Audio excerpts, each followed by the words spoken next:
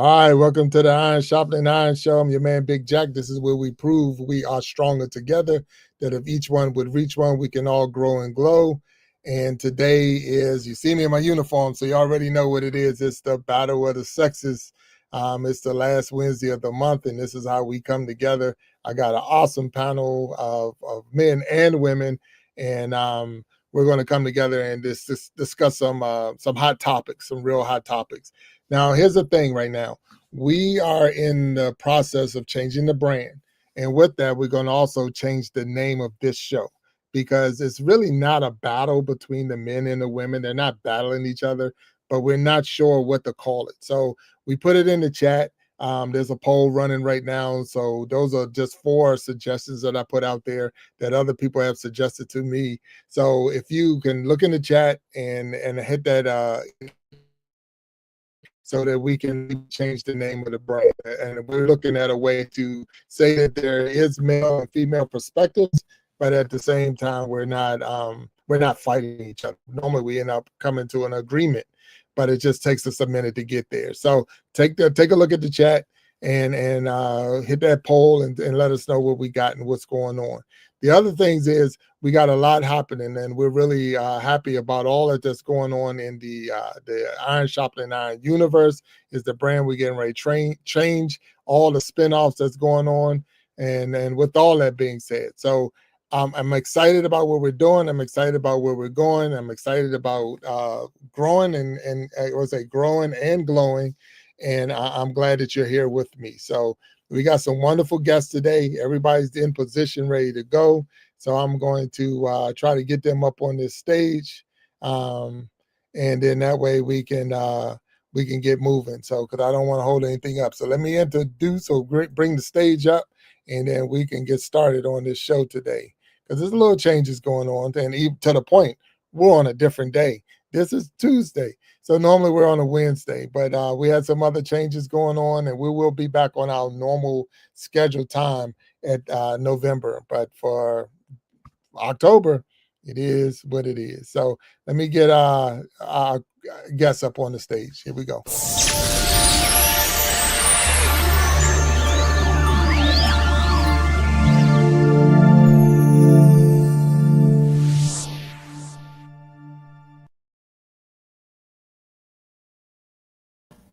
All right, all right. Hello, everybody. How you doing? Hello. Good Hey, evening. I mean, we got a wonderful set of panelists today, and I don't even say we're missing Hello. anyone. We're not missing anyone, but we got them up here. So we got Angels Haven down there, Tracy Doyle, both of these are former guests. Mary Blessed to Crochet, another former guest. We got Aqua Funk, a former guest. And then we got Fishy Biz Aquatics, and he's new to the screen. So he's new. This is his first time on the Iron Sharpening Iron show, the battle of the sexes, of being in our community. So we're going to show him some extra love today. So how you doing, Fishy Biz? What's going on? oh man, just happy to be here. I'm glad I got the invite, so I am here for it all. Right, all right. Well, I'm good. I'm glad to have you here. So, because we have had everyone else up on the stage, I'm gonna ask you just to introduce yourself just a little bit, so that people know what you're all about, and then we're going to start kicking off this show for sure. All right, Fishy Biz Aquatics, Mr. Clark in the classroom. I teach high school. It's 15th year. I coach girls volleyball at the middle school and girls basketball at the middle school as well. I I do tanks. I showcase tanks and good fish keeping, and getting my students involved. So I have tanks set up in the classroom. Once the students get interested, I try to show them how to take care of the fish so that they just don't die on them in 3 days or a week. And I just realized that in the classroom, students with ADD, ADHD, they can get a refocused area by going over to the tank and checking out the fish, and helps them refocus and get back to what they need to do. So I've been decided to foster that. I've been able to acquire some tanks, and I've been able to get them to their houses, and I have quite a few students that are now fish keepers. So I that's what I'm doing. Well, no, that's awesome. That's a different approach. That's pretty cool. So so now, and if I didn't miss it, I hope I didn't miss it. Now, how long have you been doing this? I've been teaching for 15 years, and I've been on YouTube doing the tanks ever since COVID. When we were stuck in the house and teaching all over the internet, I just decided to kind of just start it up, and it'll be either 5 or 6 years on YouTube come January. Okay. All right. All right. Well, thank you for being here, and definitely that's a blessing. And we definitely want to make sure we get your links and drop it in there because I'm sure there's a way we can help. Is there a way that we can help you, or is there anything that you need with the business itself, or building the tanks? Sure. I every November and December I set up a GoFundMe that was started by my fish tuber community, and the GoFundMe is for me to give out turkeys at the before we go off on break in November, and then I use the other half of whatever funds I get to get hams and give them to the students and their families at the end of the school day. So that is currently up right now. Anything extra that I have goes towards getting those students tanks and food and fish, and they can go fishing in my classroom and they'll take those fish home. I currently have them getting ready to set up tanks in respective participating teachers' classrooms, and they take care of the tanks there in the school first, and at the end of the year they take those tanks and those fish home. Okay, all right, that's awesome, really. So we'll make sure we drop your link so we can help where we can for those who would like to help. So definitely make sure we get your link in there. I'm gonna go up to Tracy Doyle, former guest on the show. You just dropped something special. You want to tell us about it a little bit? Yeah, so I'm Tracy Doyle, and I'm actually an award-winning entrepreneur. I built and led a multi-million-dollar business, and then I exited that company in 2023. And I'm the proud mother of giving birth to my first book called Life Storms: Finding Your Clear Sky. I had a real story in my belly that I needed the world to hear, and what I wrote about was emotional burnout. So when you got a lot going on in your life, you have daily storms, right? And learning how to manage them is really key, or else our thinking will drive us to burnout. So I happened to struggle with burnout for years and years and years, and after selling my business, I wanted to share that message with the world that there is a way because I created a framework called the Aurora Method, very practical. It helped me get through burnout. It keeps me out of burnout, and I'm just thrilled to be here and hope I could share that message with the world in terms of my book. So All right. thanks. Well, congratulations on the book, and thank you for all that you've done. I mean, really, all that you've done and you're doing. Um, Angels Haven, I know you just celebrated a big event, so you want to tell us a little bit about that? Hi, thank you so much for having me this evening. I am April Chambers. Actually, I am the founder and CEO of a nonprofit organization called Angels Haven.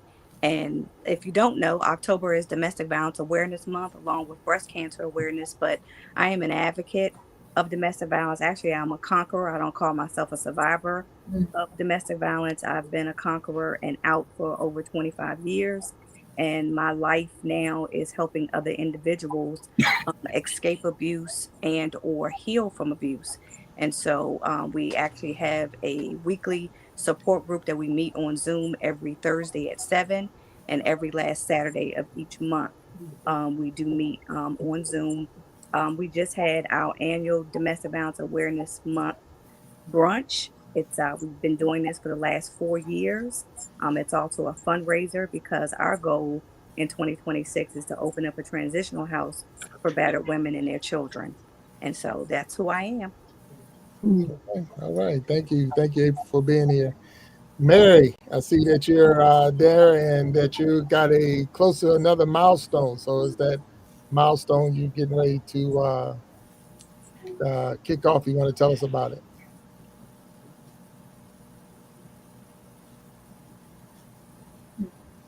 Mary, can you hear me? As you pause. Well, we're only about last time I checked, about 44 away from 2K. Okay. So I'm having computer issues, so I'm having to kind of work with what I have. So we're trying really hard to get to that 2K. I said I would crochet for 20 minutes in the snow when we got to 2K. But we're a channel that focuses solely on crocheting connection and teaching. We don't really teach crochet, but we want to focus on bringing people together, connecting people together. We have another channel called Blessings Through Connection, which is so focused on doing nothing but growing those connections because they are so important.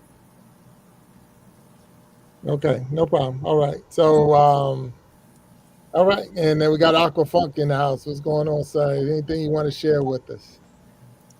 Oh, I ain't got nothing special going on about me. Everybody sounds so great and like they doing great things, and I'm just silly on YouTube, to be honest. Like everybody doing big things. I'm just being a clown. No, to be honest with you, I also have an aquarium channel. My channel I started specifically to talk to honestly inner city people, minorities, when it comes to the aquarium hobby, because I've noticed, like, I come from the inner city, and for me growing up, the aquarium hobby was a luxury, and the language is just not there in the aquarium hobby for people like me, or people like me that was growing up. It's just there's no, like me and Fishy Biz, we're good friends. So I try and talk in the language that people like me understand instead of what they normally would see on fish keeping channels. You know what I mean? So that they can go, oh, okay, I can do it too. And hopefully that will encourage them to do things like go to college and go to, biology, oceanography, ichthyology, chemistry, any other those fields that fish keeping might spark an interest in.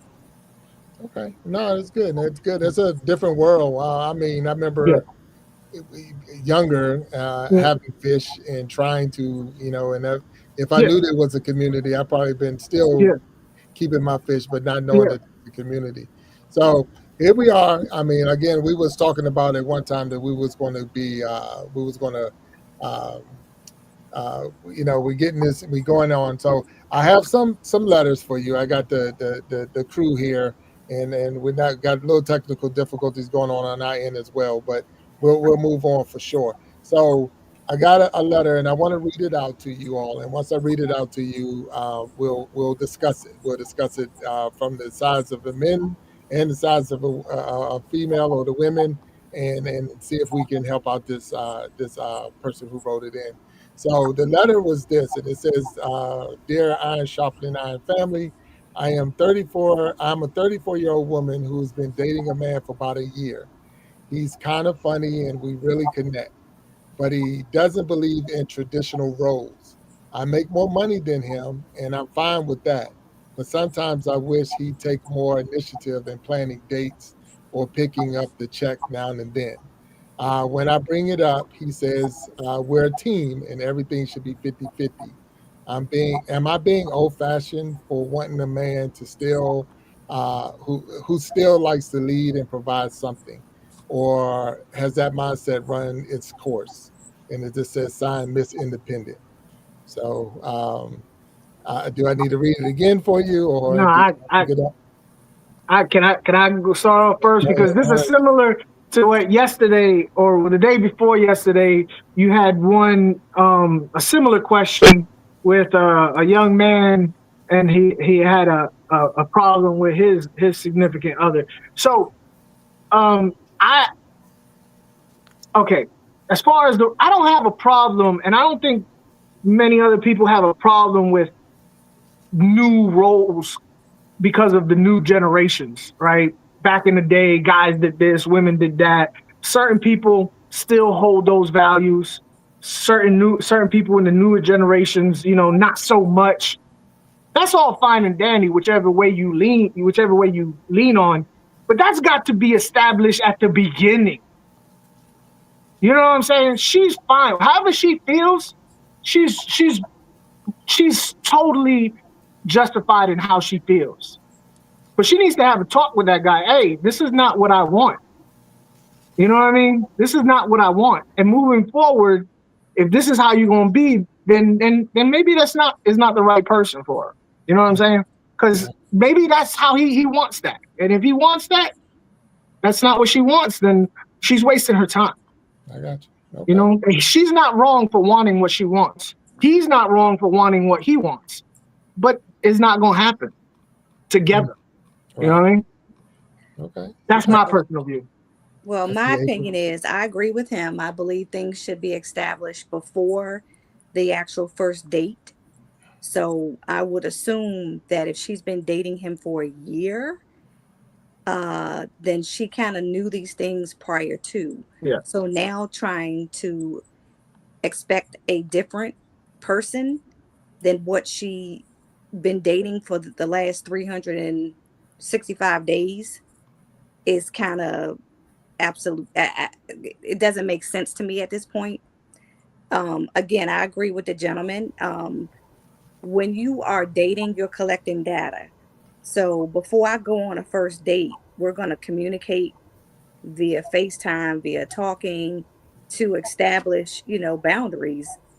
If he cannot afford to take me out, then maybe we should just go for a walk, or we should do things that don't involve monetary. And that's okay for me. I'm okay. I'm very sentimental, so I don't have to go to Ruth Chris or Moe's or, the most expensive place. But I think that we need to establish what are my expectations, what is his expectations.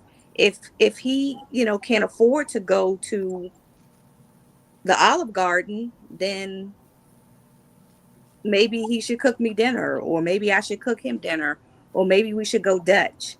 But I think those type of things need to be established before we start dating, especially within a year. So now, she knows he can't afford this, he can't afford that. So, but if they're going Dutch every time they go out, what are we looking at as future? Is this just a dating pool, or are we dating for a reason? Are we dating to be married? Are we dating to court? But so if she's calling herself independent, and this guy is not what she's looking for, then why is she wasting time going out? So that's my thing is before we go out on the first date, I'm gonna know if what he should know what I'm expecting. I should know what he's expecting, and then we can date accordingly. Okay. All right. Anyone else? I see Fishy. Go ahead. No, I was just wondering. She said she's 34. Did she say he was older? She didn't say. She didn't say. We've been dating for a year. Yeah. All right. So I guess I'm kind of almost in agreement with Angels Haven. You kind of let this go on for a year, and now you're asking the question. But apparently you've been giving him signs that, you're okay with this. So maybe he's all right. And now if you kind of bring it up, he's going to be kind of like, well, and I feel like at 34, and if he's older, I would think that I'm 45, just turned 45 this month. I was kind of raised to be more, on the side of, the man is to protect and provide and stuff like that. But you called yourself Miss Independent. Now you kind of want, him to do a little bit more. That's kind of like, which way are you taking me? And then on the other end is like,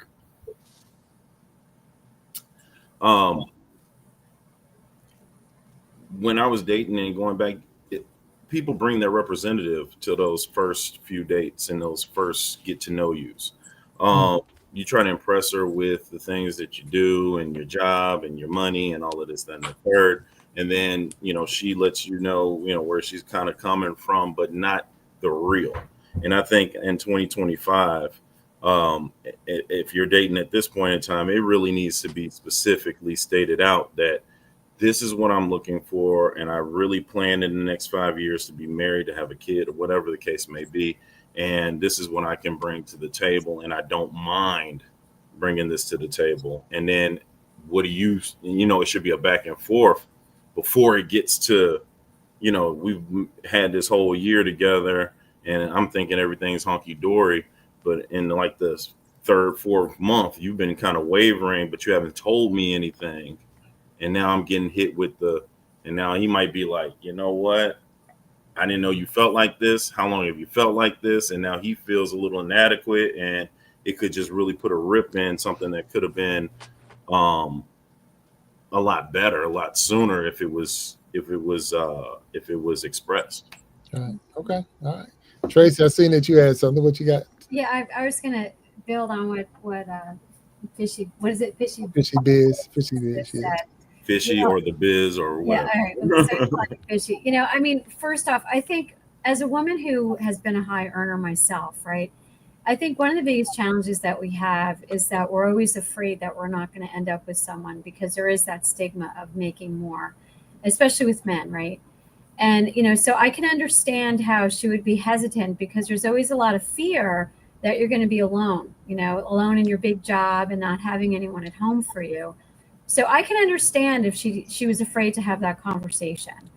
And, and I think what you said, though, was super important. I think at a certain point when if she feels that she wants more from this relationship, then it's a matter of being open and honest and being transparent around what's important to her from a values perspective. And I think a lot of women, especially now, I know so many younger women, you said you're 45, I'm 60, right? So there's so many younger women that I coach that are terrified, right? They're just absolutely terrified of being alone. And they compromise themselves, and then they get to a point where they sort of then want what they want, as you said, and then that's going to sort of push the person away. So I think what's important is recognizing that, your fear is there, and being open and honest. You have to be prepared for the person maybe not being ready to do what you want, right? Because there's a book, the author's name is Neil Strauss. I can't remember the book now, but it's a quote that I live by, and I would encourage Miss Independent to also take a look at.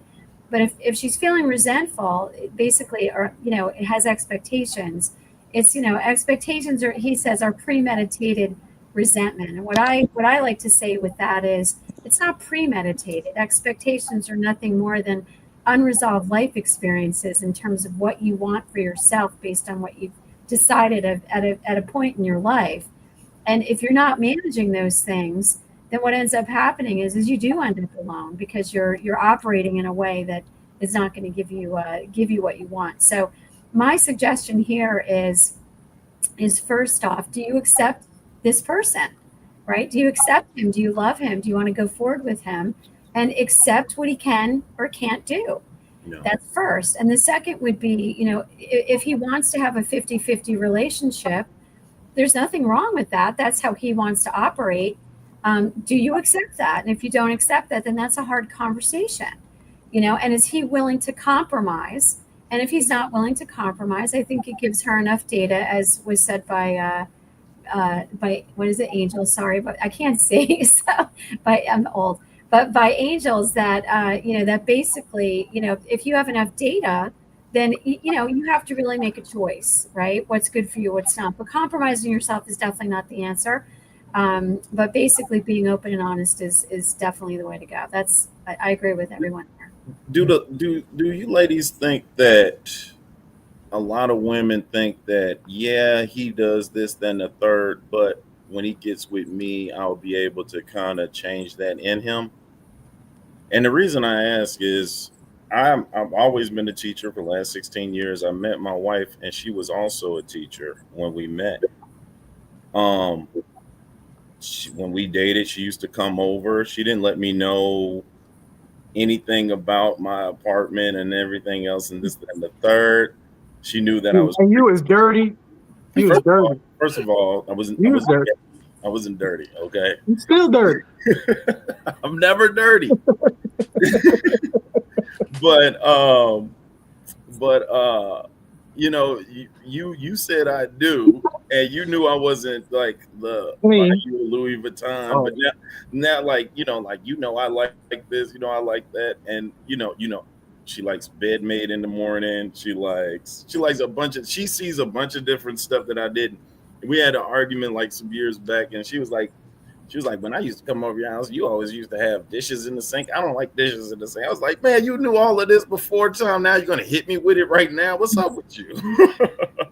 But I feel like if the more you're with somebody, if that love is there, and if then that you can then, come to a compromise. And I could see guys wanting to have their lady happy because they're, doing the things that they want in X, Y, and Z. But within that year, I'm just trying to figure out, like, if you guys are going to do that, it's going to have to be some growing and some compromise on both sides. Mm-hmm. Okay, now before anyone answers, I know, Mary, we never gave you a chance on the question itself, and then we threw another question in. So do you have any comments? Mary?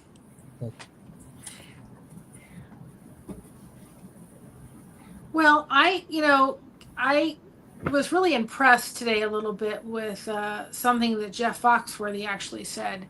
And he said, you know what? I have my daughters. And he said, I still buy my wife flowers every week. I open the door for her, even if nobody sees it.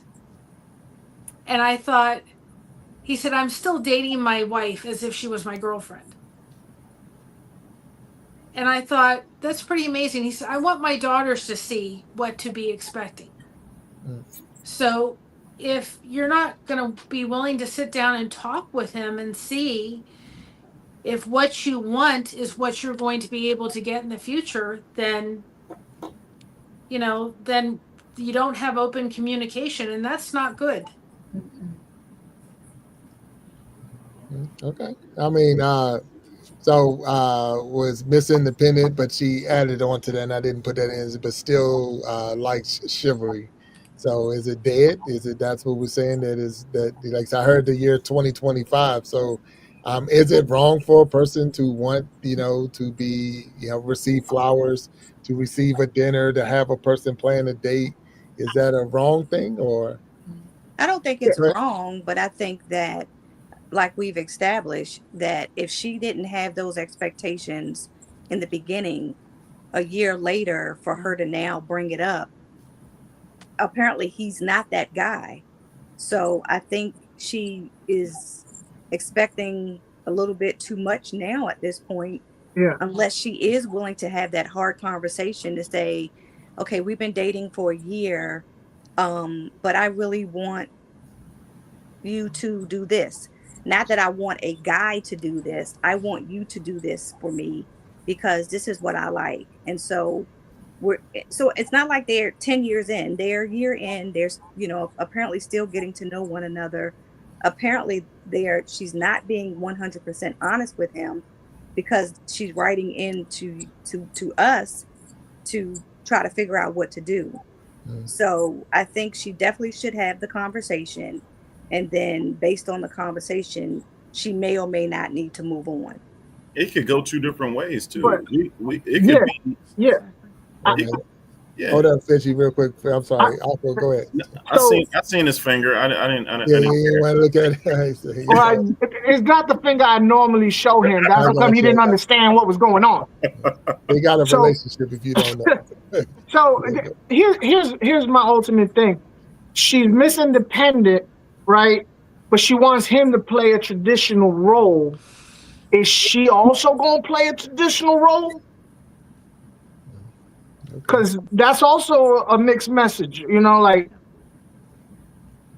it kind of like, yeah, I want to be Miss Independent and I want you to be more traditional. So like, that's my question, I was going to add on to that as well, because we just don't know. We're playing like he doesn't want to do that, but she hasn't even asked the question where he's like, you know what, that's not a problem for me.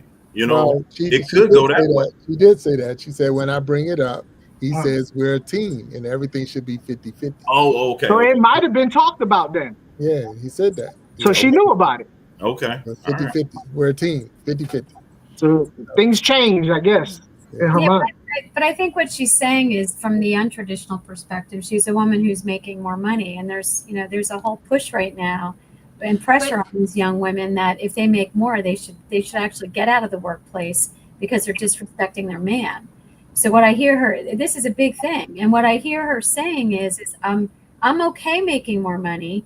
All I'm asking is, could you do a little bit more? And that's it. All comes down to communication and expressing what is important to her. And a lot of women don't, right? They're so afraid of being alone. I just wanted to answer the question around, what Fishy said in terms of, do women, they see what you are and then they want to change you. I think the reverse happens too. I'm coaching a woman right now who's 42 years old, and her husband is like the biggest helicopter I've ever heard. I would not be with that guy, right? I couldn't, I would feel like I had a collar around my neck. So, I think the point is, and when they were together, she was free spirited and doing her own thing. And now he's, it's like a noose, right? So I think it's both sides. And, and I think what happens is at least in my 31 years of being in a relationship, it comes to compromises and expressing what is important to you, not what you want, what is important to you. Yeah. When you can express what's important to you and the person disagrees, you have a choice to make, especially at 1 year. But if you want to grow in a relationship and elevate yourself in a relationship, you have to be willing to talk about it, right? And recognize that there could be, rejection over it. And then you have to make a hard choice for yourself. Don't compromise yourself and your needs and your wants away, but basically, make a decision about what's best and what's right for you. And I think that's what she's asking for. And it sounds like on some level, she's thinking this might not be right for her, and she sort of wants validation around what she's thinking. That's most women. I think she's already made up her mind. She's just looking for like, hey, y'all agree with me, right? Everybody agrees with me. I'm going to do it. I'm going to do it. Yeah. And where's these guys at? I don't know any guys. I'm going to be real with you. All my friends, if their old ladies were making way more than them, we'd be happy. Like smiling. I know I would. I'd be like, hey, guess how much my old lady make? I'm from New Jersey. I just spent 4 years living in South Carolina, and I was horrified. South. I'm in Florida. I've met those guys. I just don't hang out with them. Yeah, my friends and family, the guys in my friends and family, yeah, we'd be bragging about it. I don't know, but I've met those guys. I had women coming to me because I'm a CEO, okay, and they couldn't believe I was a CEO because they were dismissed by their culture in that specific area. Wow. It wasn't until I moved to Florida, and it wasn't until I moved to Florida, like I used to hear stories about what's the word where the men are just overbearing, and like you say, what's the word? What do you call those guys? Calling them a helicopter. Huh? Helicopter. No, not helicopter. That's what I call them. Abusive. Male chauvinist. Overbearing. Male chauvinist. Male chauvinist. I didn't say that. They're just All that. No, I mean just general word. Anyway, I always wonder. I was like, who are these guys? I've never met these guys. And then I moved to Florida. I was like, oh, you're who they're talking about. Like, so I've just now recently come across those guys. Yeah, but I don't really. It's weird that you're talking about them because I recently just came across those guys. I've never come across it in the last 4 years. I never in my life. I live in New Jersey, have experienced it. There's women that make more money than men. There's men that make more money than women. They are a team. They work as a partnership, basically. But when I got out of this area, I found, it felt like a different culture. It's my country. But it's real. And, and I think depending on where Miss Independent's from, it could be very cultural on her side too. So, I mean, I think there's so many factors. I don't know if that makes any sense. I stay in the Midwest. I'm from St. Louis, Missouri, and we've got both ends really bad with the females and the males. But when I was in college, I had car, I had a house, I was going to school, and I was trying to figure out and trying to find a lady that had some of the same things. And I think sometimes that, you know, you look for the some, and I used to come across a lot of women who would just have these guys drop them off to school in their car and then go home and be late picking them up, and they would just want to be these guys' everything. Like they were trying to build this guy up or whatever the case was, and he was just taking. It just that's what it looked like to me. And I was like, dude, I got everything that you have. We could build something together, but it was a rash. And then it started kind of changing, you know, junior year in college, getting out of college, and then I started seeing like a bunch of different things. It wasn't until I went out to DC and I went to visit my uncle for about a week where I saw a lot of women with great jobs and men with great jobs, and you know they seemed to be meeting each other on the same level. And I was like, whoa, like this is possible. Like you know, you can have what you want and be who you want and meet somebody who has the same thing and actually seem like y'all can coexist and build together. And So yeah. now I want to say, so what I'm understanding from this panel right now is it bad to want a provider energy from the man, or is it outdated? Like that person setting a date.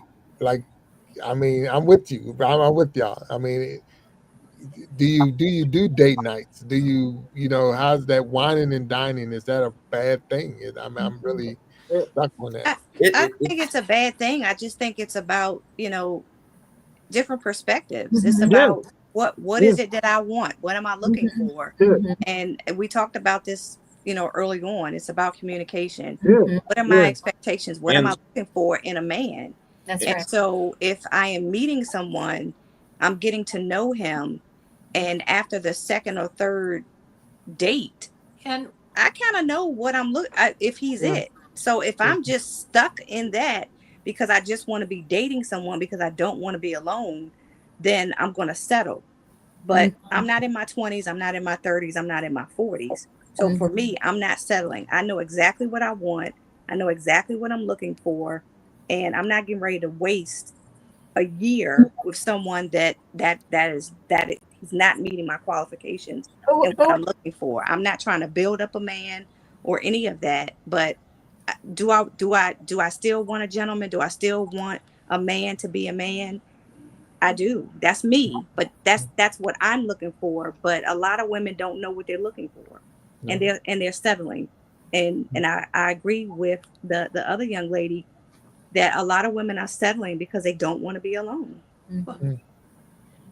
I almost kind of like what Trey. It's an individual thing, and plus, you come into a relationship with these. And I have to. You come with these different traumas, also. So whatever her past relationships were that kind of built her to have this toughness, whatever his past relationships were that kind of built a different toughness. When you guys come together, you guys got to figure that out as well. Treat each other who they are for who they are and what they bring to the table, instead of, you know, I don't think I can do this with him because when I did it for this guy, he used me, or whatever the case. And I don't think I can give everything to her because I was flowers and I was candy and I was this, and she thought I was a simp. And after a while, she was like, "You're not you know what I'm saying?" So now I need to be more hardcore, and now I'm living my life as more of a hardcore. But that might not be who I really am. But I've been built up this trauma from this lady didn't like this. And now I'm trying to figure out which way do I go? You know what I'm saying? But then you also got to feel comfortable within yourself. Right. I know Mary was getting ready to say something. Mary, you have something?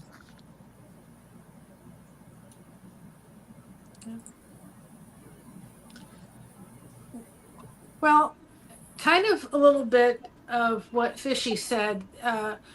I had gotten a divorce, and my first marriage was abusive. And I remember with my husband now that I've been married to for 18 years. And we got into an argument. And I purposely kind of literally got about this close to him, and we got into it. And he just said, okay. And he just turned around, walked out, took a walk around the block a couple times and came back in.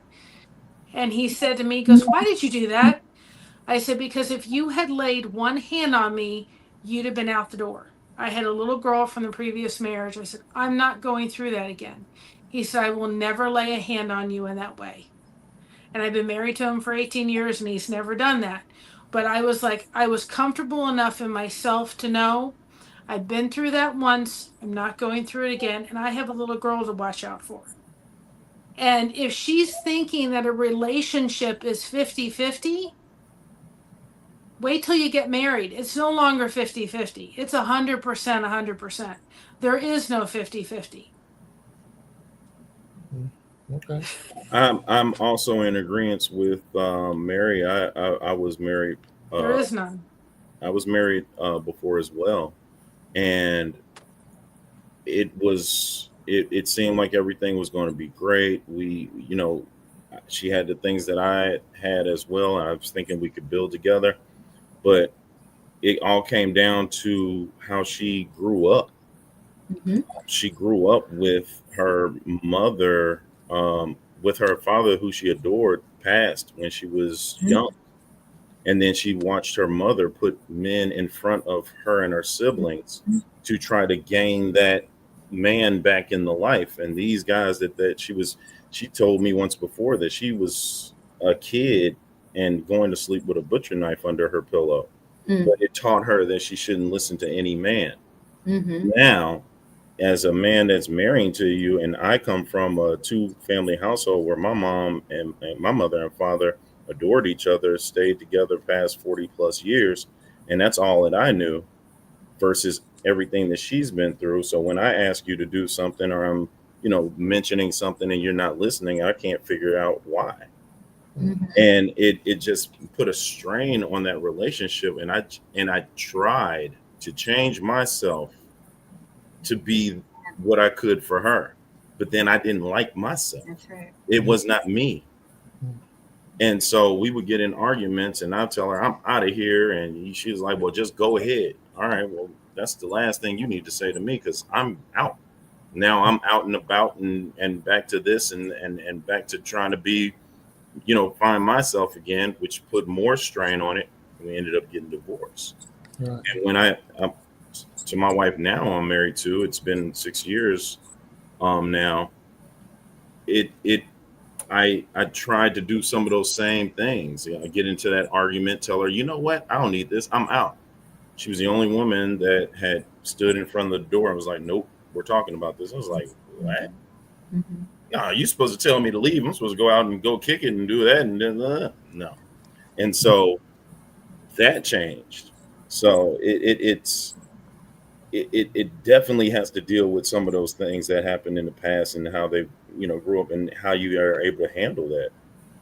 If I can add to that, Fish, my whole book, that's what it's about, right? Because what I've learned, I struggled trying to be everything for everybody and I burned out. And then I went on this journey to figure out what the hell happened? How did I get so lost? I was a mess.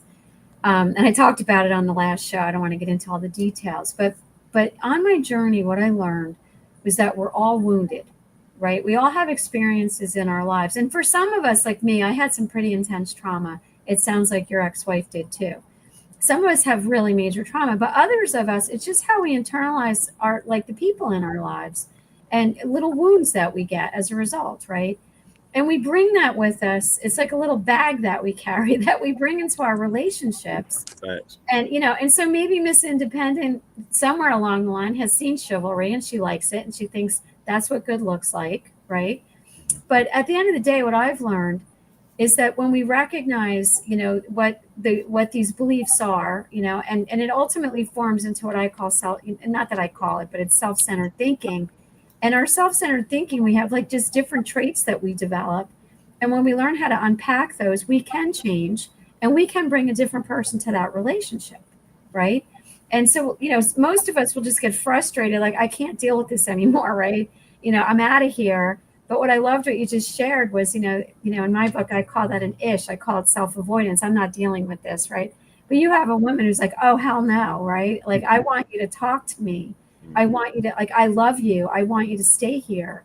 And for many of us, that's what we need, right? But it sounds like with this matter with Miss Independence, she's obviously got certain beliefs and he has certain beliefs. And I think what we've all established is that when you have that open and honest conversation about what you want from a relationship, you can really make a decision for yourself. But that's not to say you bail on it, right? Because compromise is really recognizing some of the things that hold us back, but also some of the things that can bridge us together. So I don't mean to tout, but my book does go into that stuff. And, it's a framework to help you recognize what those beliefs are and how you can actually foster connection and not always be apart. And there's definitely nothing wrong with plugging your book, because that's part of it too. But 2 times I've heard, now I'm sitting here and I'm refereeing, I'm in the middle in a sense. And I heard where Mary made the comment and Fishy made the comment that you put your partner to the test, that you stood in front of them. Mary said face to face, looking to see if he was going to react. And Fishy said the same thing. So is it right? I'm asking from our point of view, is it right to put the person to the test to see if they're going to give you a reaction? Is that the best way to face that situation? No. I don't like it. I don't like when people test me. No, It's not good. No. I don't, because I'm the type of person that I'll give you the reaction that I don't think, you do not I don't want. know if, Wait a minute. Wait a minute. I feel personally I don't- offended. Go ahead, Aquafunk. Aquafunk is right down there. Mary, we'll come to you. Go ahead, Aquafunk. The idea of people doing that to me personally offends me, and I'll purposely do the opposite of whatever's gonna piss you off. I'll purposely do, because I'll get personally offended if you feel like you have to test me like I'm a child. So I'll get personally offended, and I'll just make the situation worse on purpose. And I want to correct myself, because I'm not going to say Mary or Fishy that you was putting them to the test. It just how it sounded to me when I heard it. So, Mary, I know you was going to comment on, or you was getting ready to comment.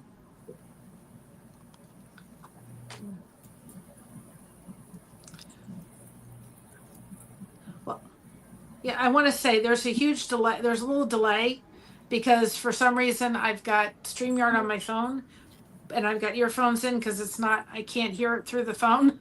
Okay. So that's why it's like almost 8 seconds. For some reason. But I don't think I purposely put him to the test. It just happened in the argument. And yeah, I didn't do it on purpose. I just did it because we were in an argument and it just happened. And I'm like, how is he going to react to that? And I was thankful because I didn't want to go through what I had been through in my previous marriage. And not only that, he had been through a lot in his previous marriage. And there were things that I would do not realizing that he had that previously. And I had to sit there and say, I'm not going to do these same things. Right. I'm not going to be the one cheating and doing this and doing that, because he had been so hurt in his life with so many people leaving and his wife cheating. And it was like, I'm not going to be that girl. So we were both kind of been scarred from the first one around. Very similar to Mary. It's just that response that you have when you seem to be in a similar situation. This is the way that I handled it with this person. And even though you were someone new, that situation comes up and now you're like, well, I know how to handle this because you're doing but it takes that other person, or it may take you to decide that you need to switch your response of something like that, because this might not be the same way that it really, pans out. And so I feel like, Mary had been in that situation, and she wanted to make sure, like, is this what's going to happen again? And with me, is it, I'm going to leave and she's going to say, okay. When you say something different, you're taken aback, like, whoa, and you don't think about it at the time because you're already kind of like into it. So you're just trying to it's a triggered response. You're just like, oh, you do this, I do this. Right. Instead of you do this, but you're someone different. You're thinking different. You feel a different way. And I should think of you in that way, but I can only think of how I handled it before. Right. Okay. Well, no, I was go ahead. April, go ahead. Yeah, I think that majority of us have been in traumatic relationships, whether it be at home, whether it be a past relationship.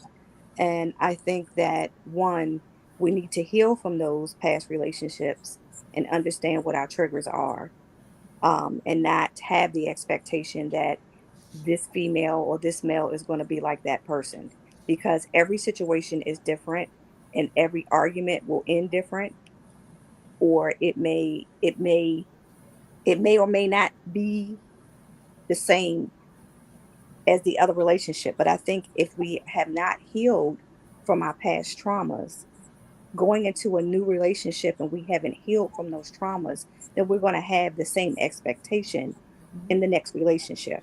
And so if we don't figure out our triggers and understand and establish boundaries, and what we've been talking about the whole evening is that communication is key, and we have to effectively communicate and be honest with our significant other or whomever we're dating with who we are, and really what are our expectations in a relationship.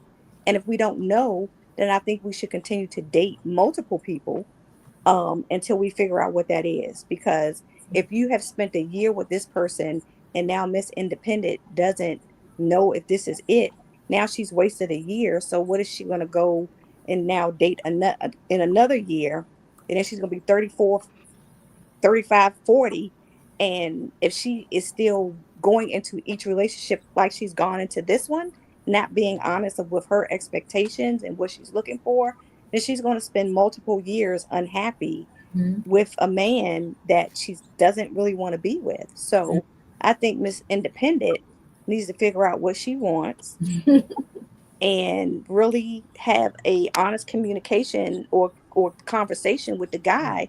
Because I understand you guys are saying marriage is 100, but what about when it's not? Mm-hmm. I have someone that I had a conversation with today. Her husband is a federal employee. Well, he's not getting a paycheck, right? And she is. So now the relationship is not 50-50. Mm-hmm. She's 100 and it's 0, right? As far as the financial aspect, right? So we things change, accidents happen, we get old, we have, things happen. So we can't go in and say, well, this is going to be 100 or 50-50, because right now in the federal government household where there's 2 people working, well now, and it could be someone going to work and not getting paid. We have a lot of federal government employees who are going to work in order to keep their job. They're not getting paid, but they still have to go in. And imagine how frustrating that is for that man or that woman, especially if it's a man and he's not providing, and he can't. So I think there's a lot of different scenarios that can happen. And until we heal from our past traumas and we understand what our triggers are, because what if Mary had got in his face and he did react? But that was only because she got in his face. Maybe he came from a relationship where the woman was hitting on him, or his mother hit on him, or vice versa. So I just think that we shouldn't taunt our significant other. We shouldn't think that that person is going to be like the other person. And I think we really should heal from our past and understand our triggers and talk and Yep. communicate and say, listen, I'm not dealing with you in my face. I'm not dealing with an abusive man. If we can't talk, and if it gets heated, maybe you need to walk out, maybe I need to walk out, maybe we just need to be quiet. And for the gentleman, Fishy, and you already know that what you've done in the past. And so you were happy that, your current wife just said, wait a minute, we're not going nowhere. We're going to talk about this. So I just think, again, it's all about us healing from the past relationship and not taking that baggage into the next relationship, because all we're doing is dragging a whole bunch of trash Mhm. along with us that, we can't expect the next person to clean up. We have to do that It, before we go into a new relationship. Wait a and minute, Fitchy, I see Mary had her finger up first, and I'm oh, gonna okay, let her go, and then go ahead, Mary, and I'll come to you, Fishy. Go sure. ahead, Mary.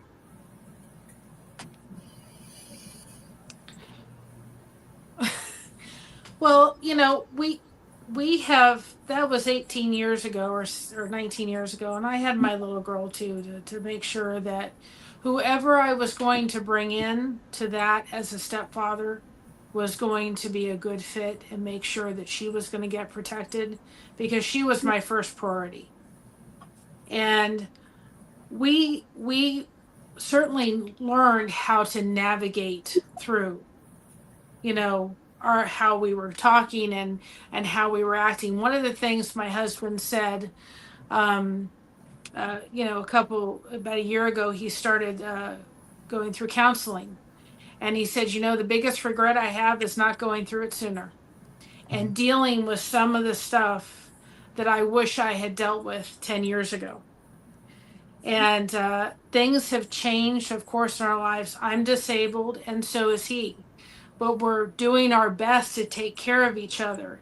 And when I said 100%, 100%, I wasn't necessarily talking about financial. Mhm. I was talking about giving the relationship that 100% of yourself to each other, whether it's getting up and making a cup of coffee for the other person, helping with this, helping with that, not necessarily the financial responsibility, because I don't think it can always be 100%, 100%. Mhm. But I think you have to give, you know, yourself to each other in a marriage.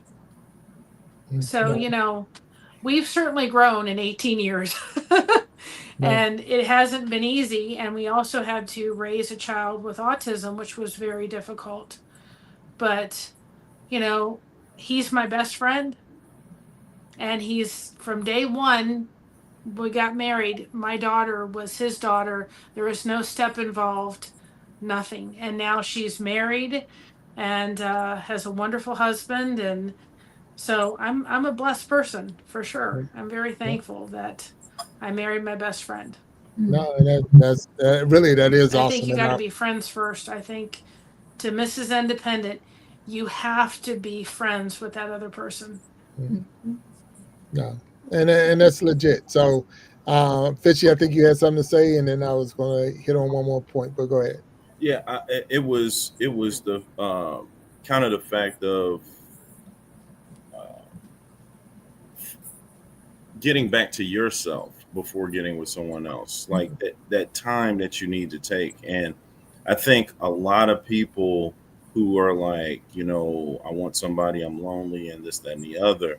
It's the fact that maybe you're used to having something or someone, and even if it was abusive or even if it was an issue, you were used to having something. So when when that is no longer there, you kind of like, I'm like, man, I would love to have some, and you don't give your time enough to be by yourself with yourself to kind of, figure out what you did. You know what I'm saying? You can blame whoever, you know what I'm saying, but you gotta. It's not until you look at what you yourself that you decide that, you know what, I need to change this about me. And people do counseling and therapy to try to get that together. A lot of people in our culture don't believe in it, don't want to go. We try to deal with it on our own. We got too much stuff. We pour ourselves into our kids. We pour ourselves into our work. We do. And now this issue comes up, and now you react the same way you did. You know, you never did get that self look, that look in the mirror, you know, and it's pretty serious, you know, and it could cause you to have a snowball of different relationships and stuff that really you could kind of avoid had you kind of like took that time before you jump back out there. And that is true. So, and I'm glad you mentioned the time. So I want to hit on that. Everything that y'all said, every direction. I know we didn't dissect this one story, and we didn't already created other stories out of this story. You've got some, get a dinner. You've got some people in the chat that are rocking right now. I'm saying, look, she was looking for a dinner. All she wanted him to do was take out on a date. We didn't already. Took her into multiple need counseling, some more stuff now. So I'm okay with that. I am okay with that, really. But my question well, is, I guarantee you, we've helped a lot of relationships tonight. And that's okay. And that's what it's all about right now, because we're seeing a different perspective for sure. But now, because I've heard it multiple times throughout this, what is the time limit? Because you're saying, all right, this person had 1 year. So is 1 year, is that the max, or is it 6 months? You should already know. Is it say it should take 2 years? Now I'm gonna tell you what I said, and I've said this in even the Gentleman's Journal, and Uncle Funk might have heard it because he was listening in. I look at that as a man test driving a car. Like, how long do you test drive this person before you realize if I'm good with this person? Like, I'm gonna make this commitment because we've had a year, or we've had 6 months, or we've had 2 years, or whatever. So what is the time that we put on that, and is there a such thing to do that? So I'm gonna throw that out there, because she said we've been together for about a year, and I've heard multiple times we say, well, a year, you're wasting your time if you're gonna do a year here, a year there. So what is the time on this? Well, I think Fishy said it in the beginning. The first couple of dates, or first time, the first encounters is always a representative. You're not getting a real person. So, you know, I don't, it's hard to say what's a time limit. It's true. If there is effective communication, if there's open communication, if you both are being honest, I definitely think you should date at least a year before you get married. But then I have friends who dated 3 months and they've been married 25 years. Yeah. So I guess it just depends on the individual and the background of the individuals. Like, what are they looking for? I would say after a year, I pretty much know whether or not this is the man for me. But again, this is based on I'm a different person now than I was 10 years ago. Right? So I feel like I'm a healed person. I've healed from my trauma. I'm not the same woman I was 10 years ago. I'm not the same woman I was 20 years ago. So I know exactly who I am. I know exactly what I want. I know exactly what I'm looking for in a man. But I couldn't say that 10 years ago. I couldn't say that 5 years ago. But I've been in therapy. I've been in grief counseling because I lost my fiance 4 years ago. So I'm a different woman now. So, but after a year, for me, I can only speak for April. I think I know whether or not this is a person I want to build the rest of my life with, or spend the rest of my life with after a year. It's a lot of variables when it comes into that time, because if you got kids that come into play and you're thinking more about them than yourself, and then now you still haven't found you know yourself, you don't know when to put yourself out there. My wife and I worked with a lady who is now the godmother to one of our sons, and she is having a hard time in the dating pool in St. Louis, and she is getting up in age. She wants a kid. She wants the marriage. She wants the whole thing. And at first it was, I want the marriage and the man, and I want us to be together and have the kid. And then that went on for years. And now all of a sudden she was like, I just want somebody to just give me a kid. He could go after that. And I was like, wow. And then it went to, I'm going on these dates and I'm letting them know exactly from the gate, this is what I'm looking for. I want a kid. I would love for, us to have a relationship and be together and stuff like that. But this is my timeline. And this is like out the gate first date. And I'm like, you're going to scare a lot of the St. Louis guys. Like, it's just going to be. But she was like, listen, I want to know what they want. If they're agreeing with me and I'm trusting them to tell me that, then that's what it is. And you still get guys that prey on telling women what they want to hear and still, not even thinking about, they're not even listening still. They're hearing you, but they're after something else. And so now you got to decipher, is this guy for real or what not? And then maybe date 3, date 4, or maybe, they say something that's just like throws up a trigger, like he's not really trying to do that, what he said he was trying to do. And you got to catch it. And I think the older you get and the more experience that you have with these different, and you hopefully can catch it sooner than later. But I was notorious at back in the day and at having a relationship and then it failing and blaming the lady when I was talking to another lady and telling her how hurt I was and what she did to make me feel bad, so that she could start doing the different stuff, whether it was in her or not, just so I can feel good. You know what I'm saying? So it really it's really that timetable is it can be very skewed. It just depends. You're It a pig. depends on that person individually. What'd you say? You're a pig. Man, I tell you, go on. Was it my I see Tracy back there. Looks like Tracy got something on her mind. So I'm gonna see if Tracy got something on her mind. There. Yeah, I mean, I was just going to say that I think the first 6 months of any relationship is the newness phase. It's fun, it's exciting. You have blinders on. You don't see faults, right? Especially if you like each other and you connect on a couple of levels. But I think from like 6 months to a year, you generally start seeing the things you don't like because the blinders come off. And I think based on everything that everyone said tonight, I think it's about, that's when you got to be real with honest with yourself, but more so if you're going to be honest and have an honest conversation, you got to be willing to do it, right? You have to be willing to feel that fear, have that conversation, and trust the process. Like if it doesn't work out, it just means it wasn't meant to be, and if it was, then, I think two people will ultimately find their way to each other and know what to do next. So those are my thoughts. No, good thoughts. Good thoughts. Aqua. So this is a weird one because I think there's two. All right, so the criteria to say yes, this is the one is different than going, oh, this is not the one. Like everybody's given a time limit for saying this is. Y'all cut it up. The dog. Like everybody's saying a year. Yeah, a year goes by and no sparks. Yeah, this is not the one. But to say for that moment to go, this is the one. Usually it's like an event, something happened.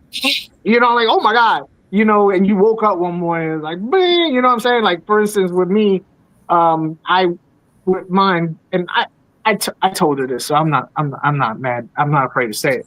With Maida, I was running around with, like Angel was saying, date multiple women, and little by little, I noticed. Well, I didn't. That's the thing. I didn't notice. I didn't notice at all. I would stop answering phone calls from this one because I wanted to spend more time with Maida, and then I would stop answering phone calls from that one because I wanted to spend. Next thing you know, there's only one person I'm answering phone calls to. And I'm a pig. You're a jerk.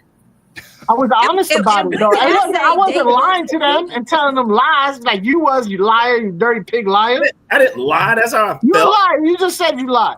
All right, let me blow the whistle. Referee coming in. Time out. Look, But that's when I noticed. I was like, hold up, wait. She's the only one I want to spend time with. So it was an event that was like, bing. But like to say no, like this is not the one. Usually a time is definitely right. And And I threw it out there for that reason because I know sometimes men think they have a different time frame than women think. Like April made that a year. Tracy said 6 months. Mary, go ahead. Her hands up. So I'm gonna go with Mary. What you got, Mary? For me?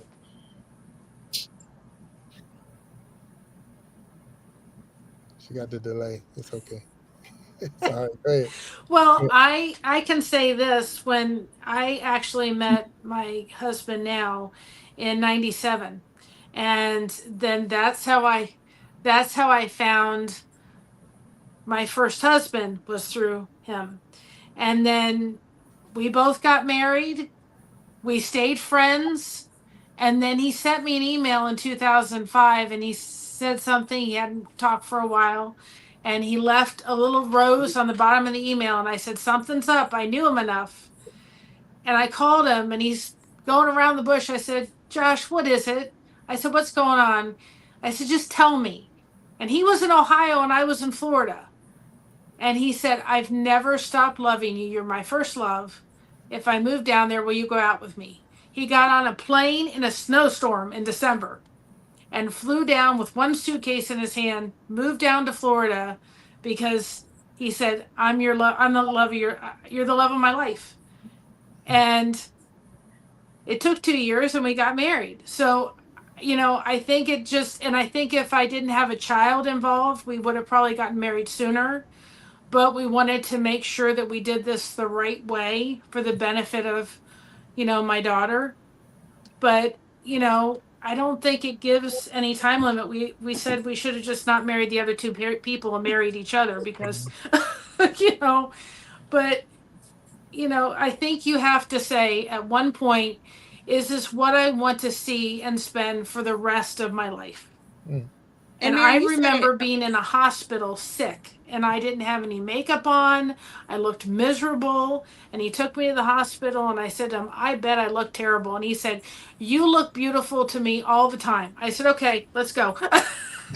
That for me was like, he's a good guy. It was that was my moment. Like, I was like, I'm ready. Put the ring But on. but I think Mary said it early on know. that you have to be So friends I first. think you have to say at one point, She got a delay. Yeah. I'm not gonna, either it is or not. Okay. All right, April. April, go Yeah. ahead. No, I was saying, but Sorry. back to what Mary had said earlier. Well, she knew this guy prior to her first marriage, and she said it so beautifully that you have to be friends first. So I think even though they came back, they came full circle and they came back in each other's lives and ended up marrying, but they stayed friends and they knew each other and they talked. So I think it's a difference when you really are friends first and you communicate and you're honest, because he knew her, right? From 25, they've been knowing each other, even though it took them 2 years to get married. They had already known each other. So he knew her and he got to know her. And I think that's what's important in any relationship, is that you get to know the person. Yeah, and that's why I was saying it wasn't 6 months, Big Jack. What I was saying was the first 6 months is when it's all new and happy and you don't really see any faults, right? But from 6 months to a year, that's when the blinders start to come off. And and you start looking at things a little bit differently. So I think a year is a good thing, but at least I like what I learned. There's another book that I loved. It was called Getting the Love You Want by Harville Hendrix, and what he talks about is how like when you when you meet that person and like you instantly are like, I feel like I've known you for my entire life. What he talks about is that phenomenon, and that it's all the familiarity that we have with all the different people in our lives, and that's what we're bringing to the relationship. So the newness is like, oh my God, I feel like I've talked to you for my whole life and I know you. And then all of a sudden, all the negative traits start to happen way down the scale, like between 6 months and 1 year, where you're now like, I don't know if I really want to be with this person. And you're starting to question things, because that's when you're challenged to actually, have an open and honest relationship. You know what I mean? So I always think give it a year. And some people usually will find that like between a year and 18 months is when they know if it's the right person or not. That's been I'm throwing it in as a ref. I'm throwing a little challenge flag, not challenge flag, but I'm just being a referee. But anyway, my grandmother made a comment one time. She said you have to wait the seasons. So there's 4 seasons, which went at a year time. Yep. So that's why I've heard that more from the women's point of view. Wait the seasons, the 1 year time. Where men, I've heard like I knew on the first date.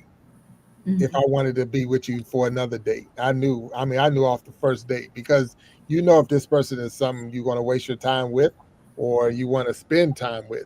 So it's like, and what are you looking for? Like, I can see this person as my wife. I could take this person around my family. I could take this person around my friends, and you're right, things could change. And you're right, you're in that honeymoon period. That's what we call that first 6 months, that honeymoon period where everything is right. You're opening the door, you're taking me out on a date, you gave me flowers, all those things that Miss Independent probably got in the beginning before they started becoming a couple, because then it was like, I'm trying to court you. But now we're a team, 50-50 all the way. So it's like, where were we before we were a team? What is that called? So that's where a lot of times we make even some, I've heard many people say, what it took to get the person is going to take that and more to keep the person, because you gave a false narrative basically in the beginning of the relationship. So I want to thank you all for hanging out with me. We're 1 hour and 16 minutes into this thing, and we have Miss Independent. I hope you're listening. If you're in the chat somewhere, I don't know if we helped you. I don't know if we helped you or what, but if you're looking for that date, you're not going to get it. He's 50-50. He already telling you 50-50. So I don't even know what that means. That mean when the check comes, we splitting it down the middle. If the waiter say who got the check and we say it's 2, I don't know how they rolling on that. So I see Mary, you got one more. Go ahead, Mary. 8 seconds. Go ahead. Come on, man. She can't tell. I just wanted to say this. I have the phone bills to prove how much we talked. Oh, okay. And Yeah. my daughter met her husband through I can't remember, eHarmony. And of course they had the free, we lived in Cincinnati. He lived 3 hours away. So they did a lot of FaceTime and stuff. And I used to say, you all don't know how lucky you are that it's free. It doesn't cost anything. And they spent a lot of time before they even got married talking back and forth through FaceTime and getting to know each other and so forth. I said, you all are so fortunate. Oh, yeah. It's funny. I remember my current wife, because I've been divorced also. My first marriage didn't work. My second marriage is wonderful. But it's my phone. It was funny. I text so much to my current wife. They say you turned your regular phone into a Razor phone, because that's when the Razor phone was coming out, because it was all flat from texting so much. So you're right. The technology changed with us. When I left my first marriage and went into dating my wife, I was out of the game for so long. I didn't even know what the game was. I was stuck. I didn't even know, how to go out on a date and what to do, because you've been with a person for 15 years into my first marriage before, we got divorced. And it was like, wow. So you're trying to learn the game again. And what do people do anymore? Do you go out? And even listening, I know Fishy made the comment, this 2025, we don't roll like that. And we're like, whoa, wait a minute. So is this game changed that much that 2025 is not the same as it was in 95 and 2005 and all. So yeah. And my mind is skewed because I deal with high schoolers for the last 15 years. So me born in the 80s and listening to the relationship issues that these kids have now, they think they're so grown, but we have younger and younger parents, and these kids really are taking on some real roles where they actually are the grown-ups at the house. So when they have these relationships, and it's so different. I see a lot of young ladies that are stronger than our young boys as far as mentally and emotionally and physically, then they're not taking any shorts. And then we have some of the young guys that are looking for real relationships because they are saying that the young ladies I can talk to her and she'll be on my team, and talk to this one, she'll be on my team. I want a girl that's going to make me work for it. And I'm like, wow, you're saying this at like 16? And so I'm just like, man, this is nuts. Wow. I mean, it is definitely different. We know that it's different. I think, again, we hopefully help Miss Independent I don't know what her Takeaway her was. partner is. I don't know what her partner is called, but whatever it is Hey, Aqua, we didn't help her? Or what are you shaking? We confused that poor girl. Miss Independent, please write back and tell us what your takeaway was. She's more confused than anything. Right? I thought there was something wrong with him. Now I guess there's something wrong with me. Now I got to go get checked out. I need time to find myself. I need therapy. Again, So to get one of them 34 self-help years, books. 34 years old in a relationship, making good money, and now I'm all broke up, man. with Yeah. that. You got to go get Tracy's book, man. You know? Yeah, for real. So, yeah. So I want to thank you all for being on the panel. I thank you for coming out and hanging with me. This was fun. It's always good to get the different perspectives. I've seen that we're up in the chat. I think there's been a lot of going on in the chat. I'm trying to see what the he said, she said was what has the vote. So as far as the name of the new show. So we'll change from the Battle of the Sexes to he said, she said, or is it wrong to say it like that? So should we say she said, he said? Which I mean, doesn't matter. It doesn't matter. It doesn't matter. So, but for everyone who was with us in the chat, we appreciate you hanging out with us tonight and had a good time. Definitely, we were out of schedule to this time. This was normally we do our show on the last Wednesday of the month. But because my son has his football game, I made some changes. And instead of pre-recording it, I thought it'd be better if we was live today. So I went live. So I threw a monkey wrench in the whole program. Everybody's all up. But we'll be back on schedule for the last Wednesday in November. So just tune in and come back then. And thank you for those who've been hanging out with me. Thank you, Tracy. Thank you, Aqua. Thank you, Fishy. Thank you, Mary. And thank you, April, for hanging out with me tonight. I'm gonna ask y'all just to hang back once I close this show out, just for a quick recap. And then for everyone out there, like I would tell you, and all the other things I do, have a good rest of your week and stay sharp. And we'll talk to you later. Thank you.